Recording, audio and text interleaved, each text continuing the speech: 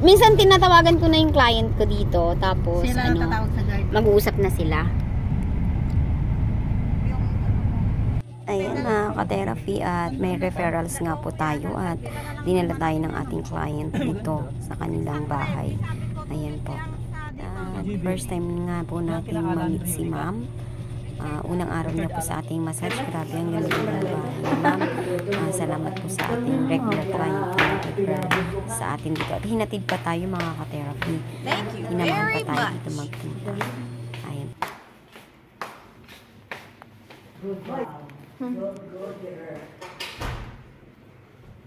Ganda ng art nila.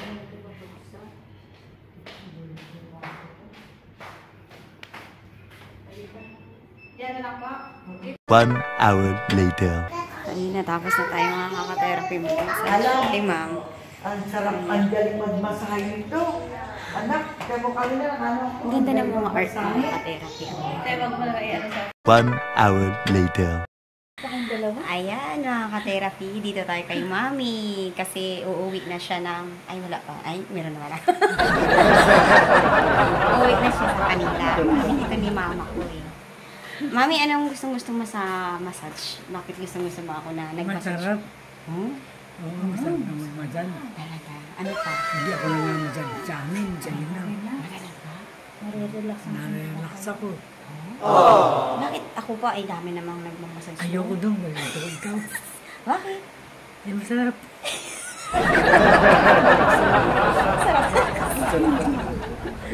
Ayan, si mami, ilang oras ang biyahe mo mula dito hanggang sa inyo? Ilan ba? 3? 3 oras. Tapos nagbakasyon si mami din ng 1 week. Pag bakasyon niya, pinawag niya agad ako, no? Tapos after ng massage, sabi niya, balikan mo ako ng ano, ang uwi ako ng 7. Tapos nga tumawag kanina. Sabi ko, ay ma'am, dito pa ako sa client. Sabi, tumawag si mami din. Sabi niya, mga anong oras ba? Mga 9. Ha? Tulog na siya nun! Kaya yung mga nagpapamassage doon, may dalawa pa. Kinancel ko na. Mamagtampo si mami. Ayan. Sabi ko gawin 7:30. 7:30. Dahil maliligo ako pa. Buwan. Saktan dating ko. Ha? Saktan dating ko. Okay. Ayan, massage kay mami. Ayan. A few moments later. Ayan mga ka-therapy, sobrang bait ni client. Di pa po tayo tapos mag-massage pero pinakain na tayo. Ayan po, so kakain muna tayo mga ka-therapy. Ayan, kain tayo mga ka-therapy. Si client pinakain na tayo. Dito na tayo. Kainin natin tong masarap na ano, tilapia. Grabe talaga to. Kanina pinakain din ako ni client. Marami silang pagkain. Bungga. Grabe. Sarap nga eh. Ganito mga gulay ang gusto ko. Yung hindi masyadong maasim, hindi masyadong maasim. Akala ko ka-therapy si client ang kakain. Sabi ko, oh, hindi pa kami tapos. Hindi niya kumain na yan si mami. Sige talaga to.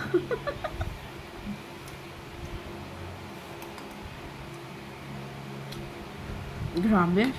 Itong buong tilapia, oh. Yan. Ang tayo mga therapy. Sa kalagitnaan kami ng pagmamassage.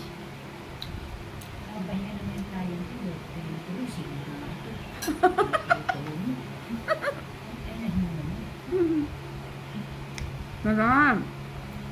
Healthy food mga ka-therapy. Mayroong sitaw at malunggay. May okra. Grabe. Good for diabetic.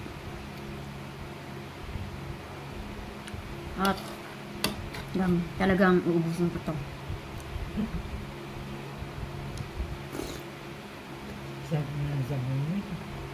Si mami ay pangatlong client natin ngayon.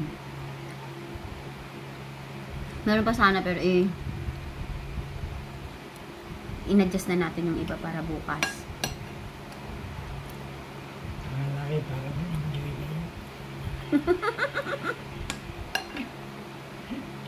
Si mami parang gusto ulit kumain. Kasi masarap ako kumain. Ano ba? Sabi niya asiman, pero pinasakto mo. Ganito lang po talaga. Kung kumain, pero konti lang. Kung kakain mo gano'n, hindi lang kain. Wait, bigyan na yan. Ano bigyan mo na naman? Nung tataba tayo ng mga ka-therapy. Grabe, nakahigop tayo ng sabaw. Kanina dun sa client naman, ano naman, pusit. Tapos, ano sila, para puntahan ko siya dun. Gusto ako ni Mami dalahin hanggang bahay niya.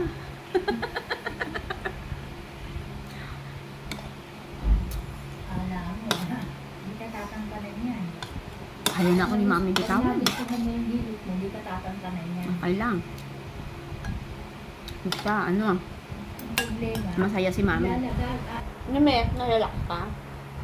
Sabi ni Mami, dati daw hindi siya nakakadumi ng maayos.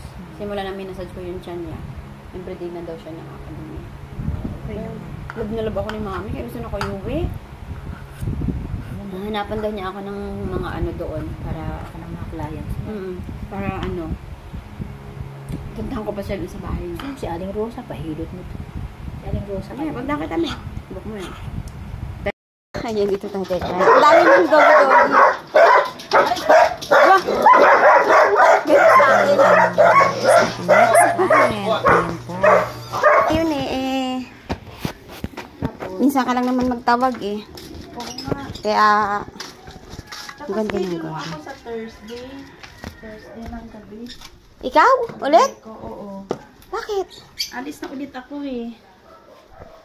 Sa Thursday ulit? After nito? Itong Thursday? Oo. Ah. Pag ano ka? Mag-hot compress tayo. Ano iniinda mo ngayon? Ha? Ano iniinda mo? Wala naman. Gusto mo lang ma-relax? Pagod lang. Napagod lang. Ah, okay. Sige, sige.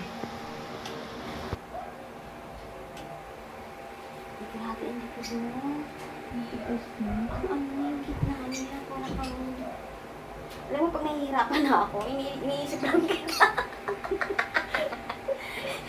Iniisip ko na mas mahirap yung ginagawa mo sa akin. Nasabi ka, sa isip-isip ko, pag nahihirapan na ako, ano pa ba ang mas ano sa kalagayan ni Ate Chona? Mabuti yung asawa ko kahit nandun siya sa malayo, may trabaho na matatag, di ba? Yun lang. Natutuwan ka. Oo. Alam mo ba, bill namin ng ako.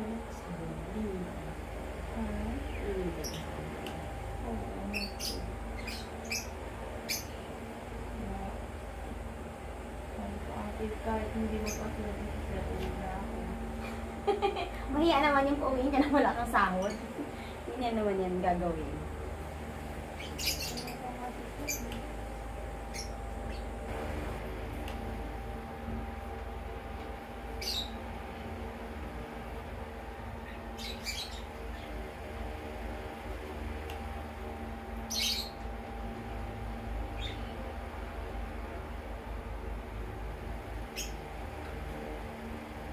May uric acid ka? Oo. Taas.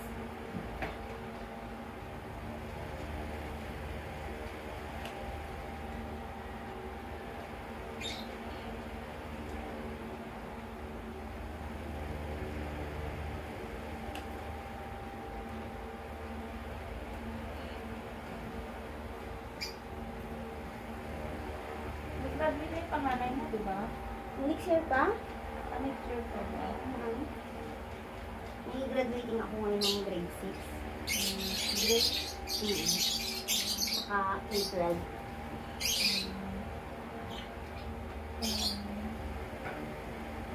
Si Grace nag-ano na. Hmm? Si Grace mag-K11 na. Grade 4 siya high school? Ay, Ano pa lang siya eh. oo nga pala. Magti-12 pa lang siya sa May 24. Lahat yan sila na dyan na limitat na. Grace pa lang naman ang pangarap mo, di ba? Buti nga, ang graduation siya ng ano eh.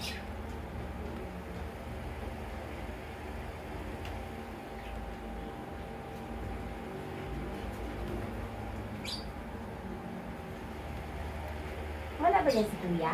Andyan. Parang hindi niya ako pinansin. Andun siya sa kanan. Hindi niya ba ako nakita? Ewan ko, nagsasain kasi siya eh. Hindi ko siya naramdaman na andyan. Sabi ko magluto ka na kasi. Naramdaman ko na ako. Nagluto ka sa kalapati kanina? Parang hindi ba ako binati Kuya eh. Sabi ko Hindi, parang, tinitignan kita kung tumingin ka, dire-diretso ka packet. eh ako yung pumasok sa bahay mo. Siyempre ako yung babatiin mo. Hindi, pag gumano kasi ako sa poste, pupunta ako sa ano, yun Sa kanan. Sabi ko Kalan. parang nakita ko si Kuya. Parang hindi niya ako nabati na, ay pe, Papunta ako ganun na sa na. Kalan. Ah. Kapag tingin ka, wala ka na eh. Sabi ko, saan nagpunta eh?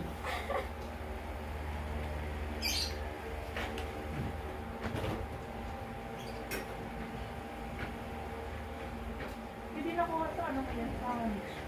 Mamaya, i-video pa ako. Nai-edit mo. Okay lang. Ay, ni-edit mo? Hindi, Tapos na, bintana na lang.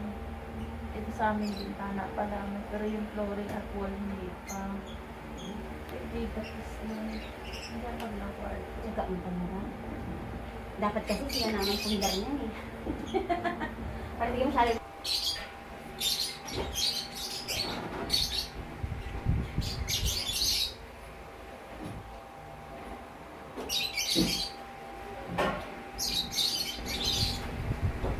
Months daw sila na 3 years ito.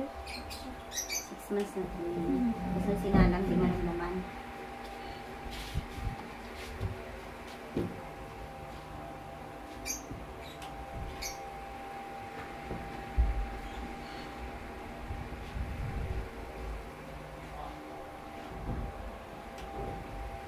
Kinta.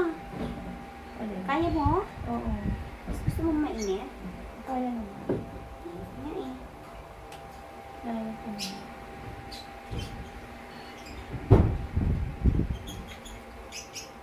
Pero ang balakang gusto ko naman. Hmm.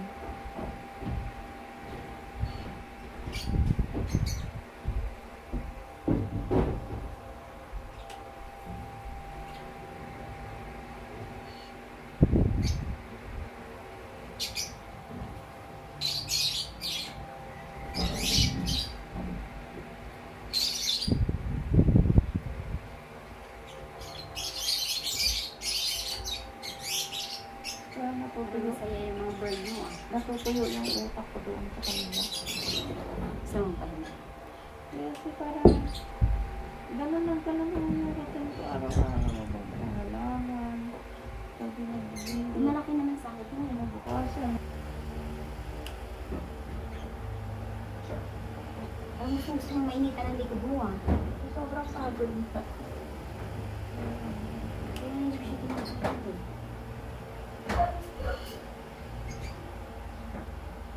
Kaya lang ko na yung bigat ng kaya lang ko sa mga sinasakot. Ha?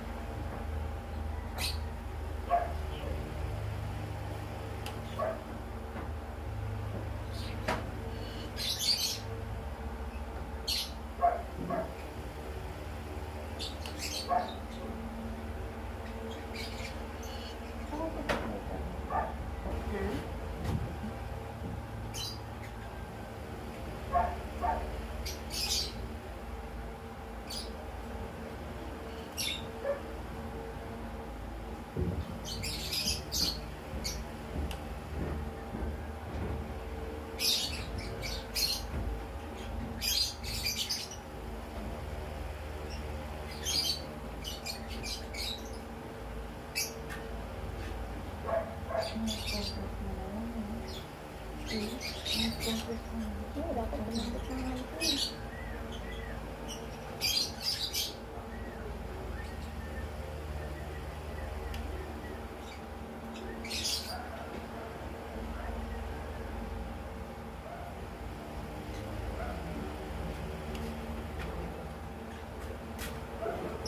Mama, scared.